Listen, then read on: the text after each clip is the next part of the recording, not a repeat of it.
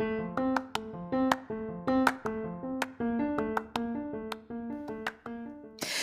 there, and welcome to the daily podcast where wisdom smacks us with kisses or love taps. I'm MichelleSpiva, a wisdom strengthening coach, your host, and practical priestess of wisdom. Mwah.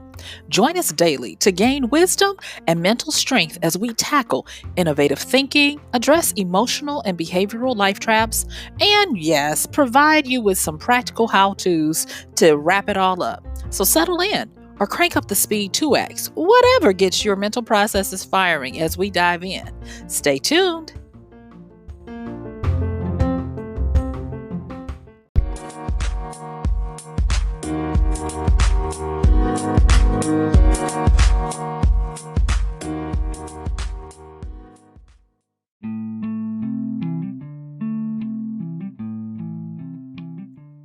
Hey there, this is MichelleSpiva, your practical priestess of wisdom, with today's podcast of Wisdom Smack. Mwah! I want to invite you to come on in the room because today we're going to be talking about the thing about lazy people's success. Did y'all know all around you there are people that do not work a fraction as hard as Joe Q Public? Oh, yes. And today we're going to be looking at some of the top things that we can emulate in 3 quick sections that we're going to talk about to help us all learn from how lazy people become real successful. So join me on the flip. It's going to be good. Yay! Hey there, this is Michelle. Thank you so much for joining me on the flip. So the thing about lazy people's success, I want to talk about that. And the reason why I want to talk about it is because I am seeing that all of this work that we are finding ourselves doing, me, you, all of us, I'm like, I need to have better returns on what's happening. And so I have started looking at those people who use that word that I told you I don't like to use, that word, quote unquote, just. And those who are using that word just and getting results. And I was running across something in a project that I'm working on, trying to get done. And the person actually said, and I mean, I think they're a brilliant person. They said, I'm lazy. That's what they said. I am lazy. And I was like, wait a minute, but you do so much. And they talked about how they don't like to do a lot of the stuff that people say is required to have the things that they have proven that they can get. And, they talked a little bit more about, justifying outsourcing as much as you can. Like they were like, why clean my house when I can pay somebody to do that and I can find a way to do something else that will both pay them and pay me? And I was like, that's clever. And so I took that and I was like, wisdom, because I'm tired. I don't like to use that word, but I'm gonna tell you, it's got enough has got to be enough. So I started, lo and behold, looking, and I'm telling you guys, you gonna say, Michelle, you were on it. When you seek, you will find. And so I started looking for people who were, quote unquote, noted as being lazy. And it was amazing because there are different ways to be lazy. There are ways that will have you not achieving anything, but if you get it right, there are ways that will help you to soar above so many other people. And what I wanted to focus on today, of course, is the one where you soar above so many different people.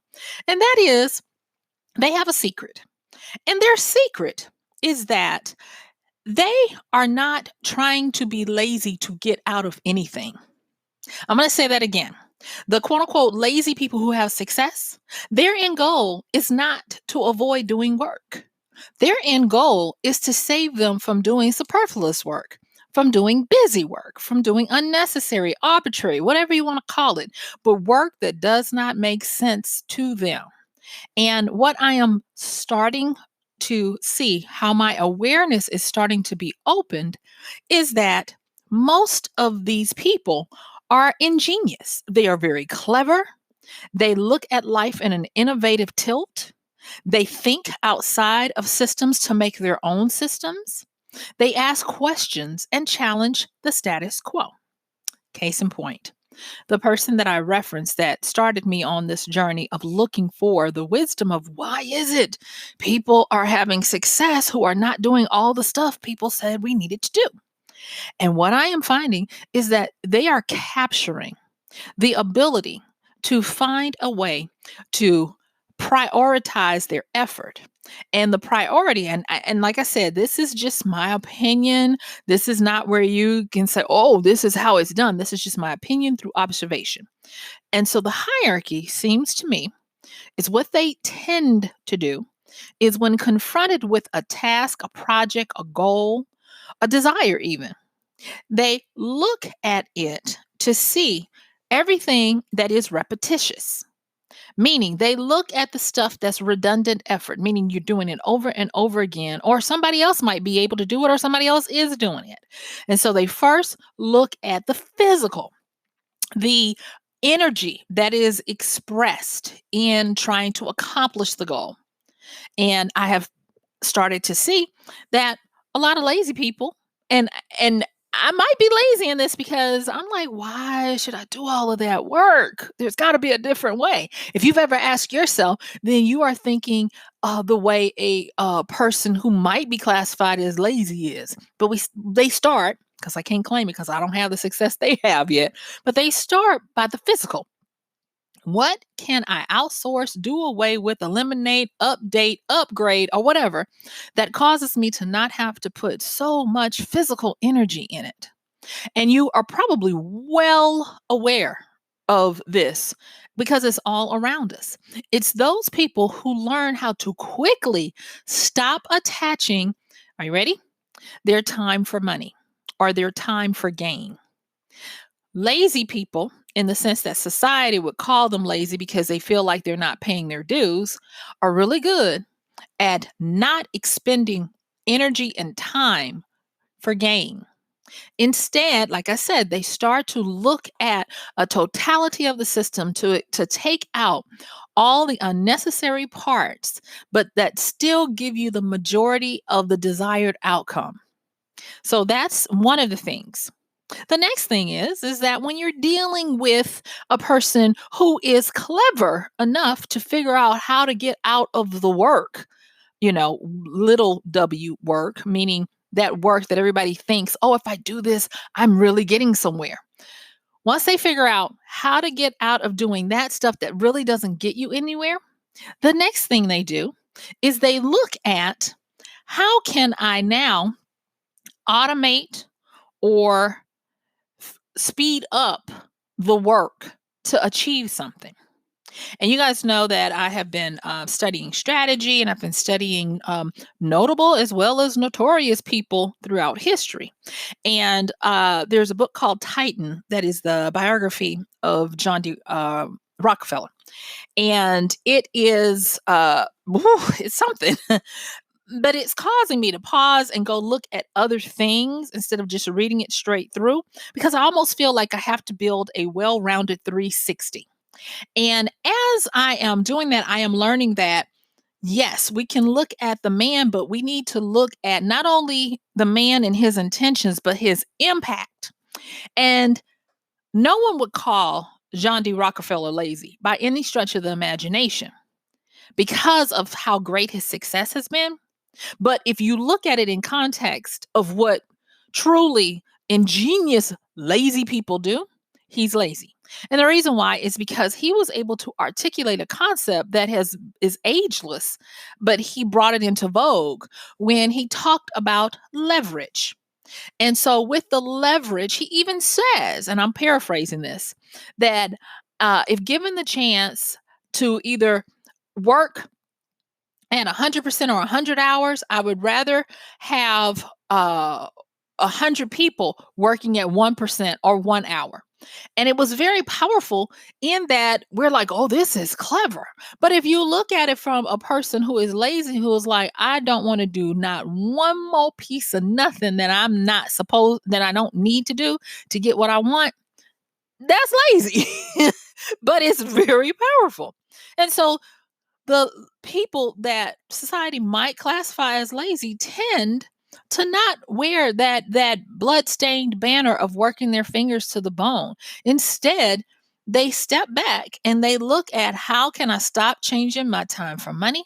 How can I stop using my physical effort to do something? If there is a way for me to outsource it or get somebody else to do it, and a way for them it to be a win-win where they get compensated and I get compensated, I'll go for it. So that's mm, part of it. But then they're really good at automating, meaning they make it as non-manual as possible, automatic. I mean, I even started looking at the progression of great inventors and engineers of the 20th century, and started learning that there was a pattern. Remember, I told you, we have these patterns. There was a pattern that once somebody invented something, inevitably there would be someone who would take it and automate it. And then more people would be willing to use it because, you guessed it, they don't have to expend as much energy to operate. So let's take the car. So I know I used to think that Henry Ford invented the car, but through the years, I found out that that was not the case. He was just really good at engineering a better product. But even with that, I looked at the progression from when cars first went into production, and how there were many gears and pulleys, and we called it, shifts and stick shifts and the like, that you would have to use to operate the car. And it became a new skill that people had to learn. I know how to drive a manual stick, shift car, but it was something to learn it. But then, lo and behold, you had people that were like, well, we want to expand the market. We want to have it where more people are able to drive who don't want to have to use their feet and hands at the same time. And so they started learning how to make the gears and the shift work together when a need for acceleration or more power was needed to, make it automated. And so that became the popular way, to the point where you're hard pressed now. Well, I can't speak for the world, but for a general passenger type of automobile, you're hard pressed to go and just think that you're going to buy a a manual shift car. You have to almost ask for it.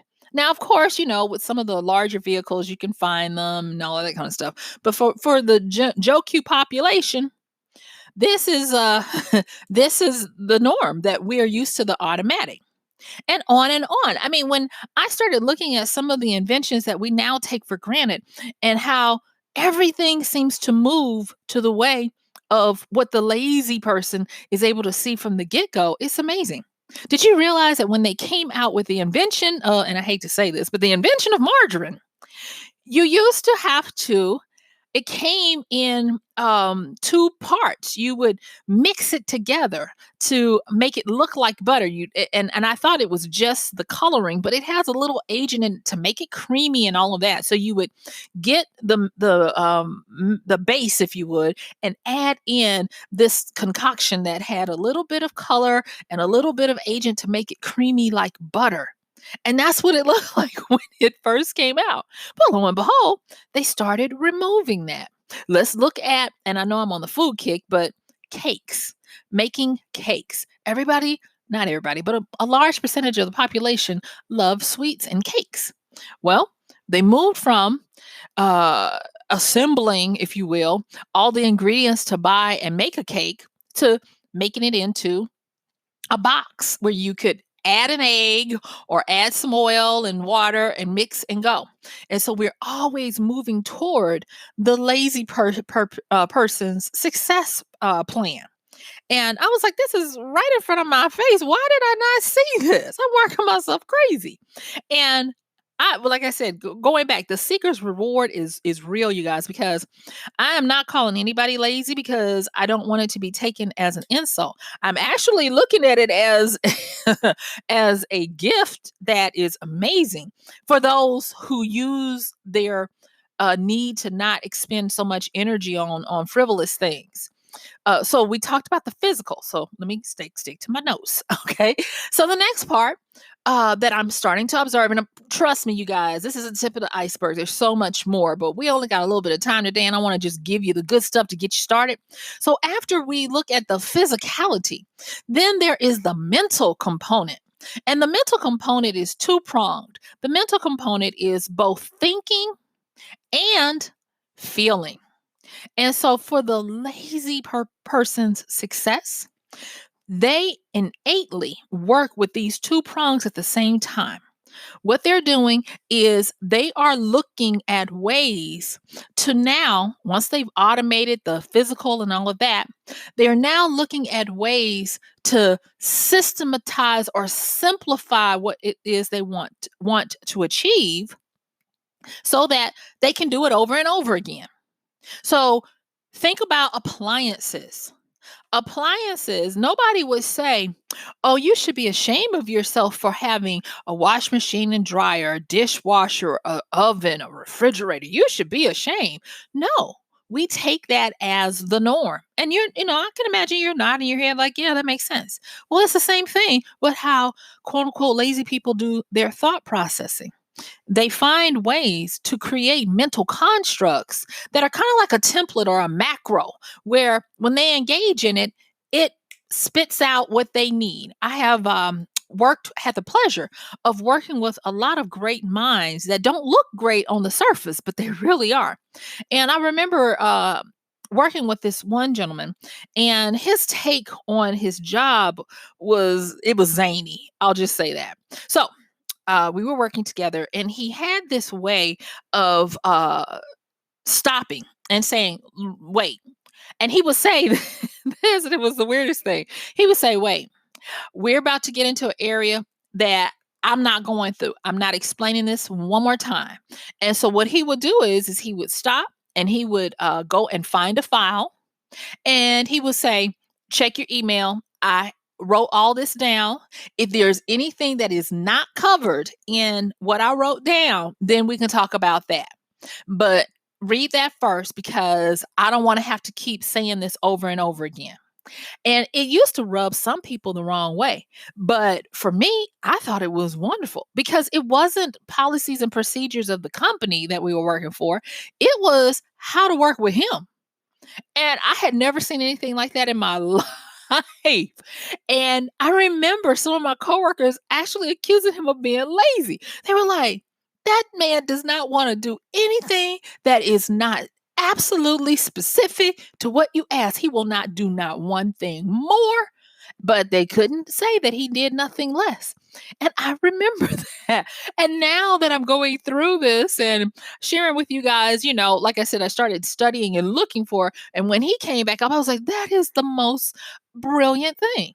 If you have a job, because that's how it was, and you get asked frequently asked questions all the time that are about how to deal with you, how to interact with you, I think it's great that he collected all of those and put them in these different documents. And yes, honey, he had different documents. Trust you me, because he ended up sending me two. I was like, oh my gosh, that is something, But it was like I said, zany at the time. But now that I see that we can learn a lot from these people who are wired this way, it's amazing. When you think about it, they are actually the ones who run the world. Which brings me to the next thing. So with the next thing, when they're trying to systematize like he did, they also have this little thing about being able to simplify. I went to a conference, and you guys, actually, if you're listening to this at the time of recording, thank you. But I was doing a conference for a week, so I thought I was going to be able to get my podcast every day, but that didn't work out. But thank you for showing up anyway. And if you are listening to this after the fact, forget everything I just said. Moving on, I went to a conference, and this gentleman had great success. And he comes up, he's got overalls on. He refuses to dress for the event. And I was loving it. I like, quirky people that just march to their own beat. And they were asking, well, how did you do all of this? And he even said, I don't like to make things complicated, or I won't stick with it. That's code for, I'm lazy. I'm only going to do what's advantageous to get the job done. He punctuates that by saying, I only do one thing at a time. If you're wanting me to do more than one thing at a time until I've mastered it, then we've got a problem. And he went on to say the stuff that I'm just telling you now. He says, I do one thing at a time so that when I learn it, I know it. And once I know it, I can grow it, is what he was saying. And he says he talked about how once he learned something, and if it could be trained and someone else could learn it, he would do that so that other people could take care of that, to the point where he was able to do nothing but have to come up with the ideas, the preliminary plans, and then he would have other people do and he called it the groundwork, and he called them foot soldiers.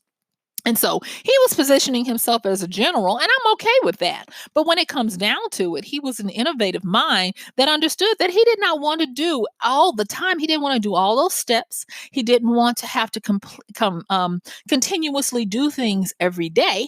And so he learned to deal with one thing at a time so he could master it, and then make a plan for it, and then outsource it or teach it to a subordinate, and activate the leverage like Rockefeller did. And when I'm looking at this innovation, when I'm looking at the cleverness, it's like thinking about the ultimate trickster, Bugs Bunny. If you are familiar with Looney Tunes, Warner Brothers cartoon character Bugs Bunny, Bugs was always getting people to do stuff for him, especially Elmer Fudd and Daffy Duck. But he was never not willing to do something. I mean, he would tunnel through ground and everything. He would, the famous saying about this isn't Albuquerque, or I should have taken a left at Albuquerque, or something like that. But what he showed was that there are people who play at a different level than most of us. And because we don't understand the level they play at, a lot of times they get labeled as lazy because they don't necessarily need to do all the stuff that we do. And I am amending the way I look at things. When I see someone who says, I'm not doing all of that, I'm going to look closely at what they are willing to do, because they got a little something. I am taking off the mantle of workaholic, and I am going to truly embrace working on as much as possible to learn at the feet of these people who are like, I am not doing anything more than I need to achieve my goals. And it's not where there's anything to be ashamed of in their case, because they do really well. And then here is the next part that was very fascinating to me. And that is, lazy does not mean without effort. For the person who we would used to classify as lazy, not willing to do what most of society has agreed to do, they a lot of times are extremely passionate and proactive in doing the things that they want to do. I've found that lazy people are lazy because they are trying to make sure that they can give themselves as much time to do the stuff that they want to do. Now, for some of them, it might be lounging and taking it easy. But for others, it could possibly be where they are giving themselves as much time to explore passions that produce and do look like work to some of us. I think of the trainings that I've gone through with dilemma training, and dilemma fatigue, and choice and thought fatigue, and how a lot of people who are prominent for doing great things tend to fit into this particular category of what we would call lazy people. For instance, you've got a lot of people. It used to be really popular in like the tech world in Silicon Valley, where you would have people who would wear the same thing every day. They still do.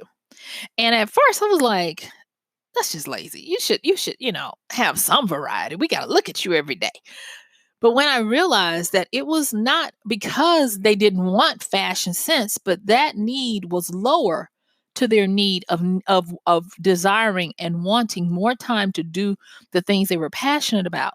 So any and everything that they still needed to do for themselves that required a decision that would take away their ability to make bigger decisions, they got rid of it.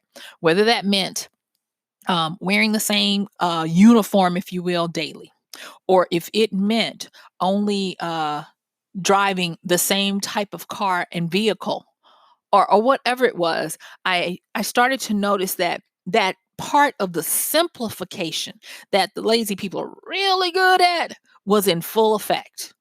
And that it did not look like we would expect. It looked like I appreciate my time enough to simplify everything else so I can have all of my mental juice and power to be specialized on the stuff that I'm passionate about. And that's how you can have people that can excel, because they have given themselves every opportunity, availability, and time, if you will, because they hoard their time, they protect their time and love their time to be able to explore the stuff that they're passionate about. Now, I'm hoping that by this point you can see that this type of lazy person is way different from the other type who does not have any plans or anything. So I am not saying that all lazy people are created equally. We definitely have some that do not achieve anything, and yes, they still get the side eye from a lot of us. But at that other end, and there are always opposites and gradients of anything that you look at. At that other end, a lot of these people, some of them are willing to say that they're lazy. Some of them are not. But you'll notice that a lot of times they run the world, and what they do is they make the systems that we follow. They take whatever is produced and they find a way to simplify it and make it easier to save everybody time. If you're looking at inventors, they don't want to go to a 9 to 5. They want to be able to work on tinkering and looking at the great possibilities and pulling them from the 5D down into the 3D. They want to make it manifest here on earth of what their minds are thinking is possibly capable. And thus, they do what needs to be done, or they ignore everything that does not absolutely matter to be able to focus on inventing. And inevitably, if they are able to get that out, they or somebody behind them will come and simplify it even more. If you look at these patterns, we always move from complex to simple. And lazy folk, they have mastered how to get to simple faster than the rest of us. So if you're like, okay, Michelle, that's great. How do I start learning from how lazy people succeed? Well, the first thing is do the same thing. Get to the point where you're able to prioritize the things that you do in your life. Anything that you find yourself doing that's repeated and it does not, excuse me, it does not give you a great boost for your efforts. Start looking at how you can outsource it or even just get rid of it. Look at all the physical stuff that you do that is not necessary towards your goal. And if you can outsource it or pay somebody else to take care of it, try to, if at all, possible. The next thing is start looking at any type of systems, meaning turning the complex into the simple, looking at things that can be put into a macro. Remember the guy I used to work with that had a, excuse me, had different documents for how to work with him on things. And I need to say this, out of the entire company, he was only one of two people that took care of what he did in that department, and everybody wanted to go to him because he was the best. So let that marinate as well.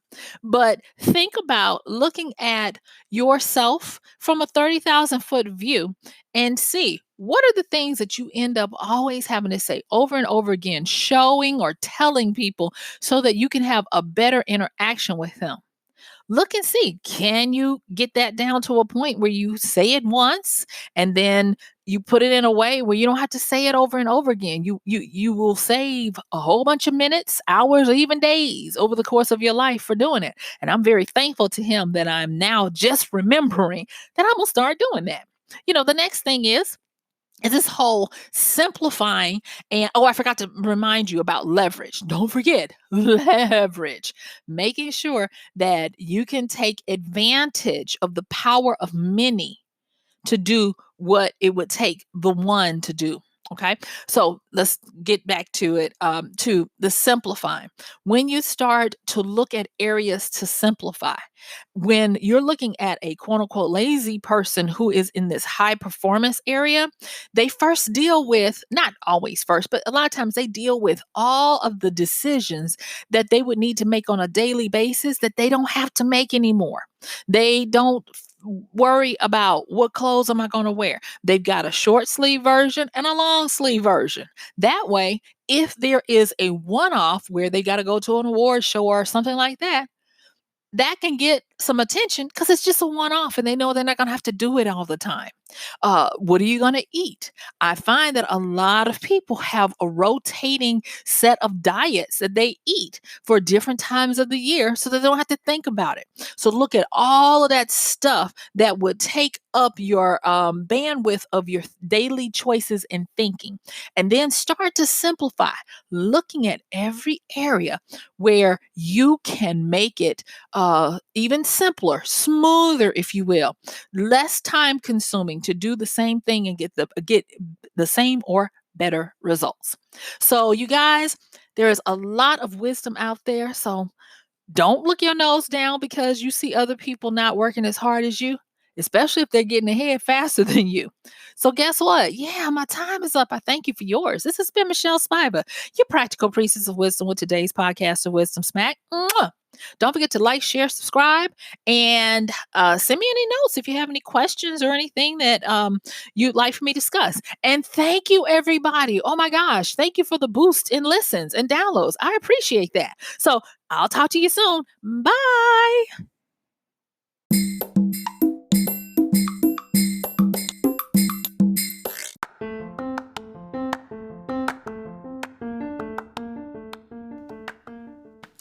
And that's going to do it for today's podcast of Wisdom Smack with MichelleSpiva. If you like this podcast, please help us get the word out. Like, comment, subscribe, and even share. And if you really like it, please help us continue to get the word out by considering using this show's link for Amazon. So when you want to go to Amazon and you do all of your general shopping, please use MichelleSpiva.com/AMZ. It's simple as that. It doesn't cost you anything extra, and this show might receive a little bit of commission that will go towards helping to further get these episodes out to you and to others. So thank you so much for listening. This has been MichelleSpiva with Wisdom Smack. Bye.